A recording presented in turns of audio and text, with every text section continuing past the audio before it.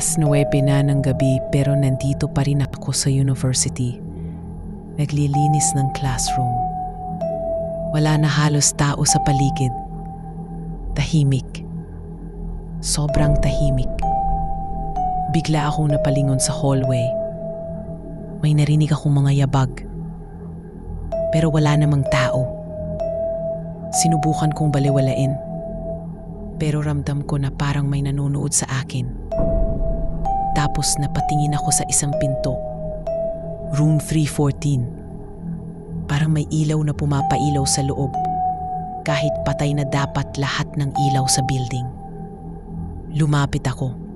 May maririnig akong mahihinang iyak mula sa loob. Biglang umikot ang doorknob mag-isa. Napaatras ako. Nanginginig. Hindi ko alam kung tatakbo ba ako o sisilip. Unti-unting bumukas ang pinto. At sa loob ng classroom, may nakita akong babae. Basa ang buhok. Naka-uniform pa. Nangingid at umiiyak. Nanatili lang akong nakatayo.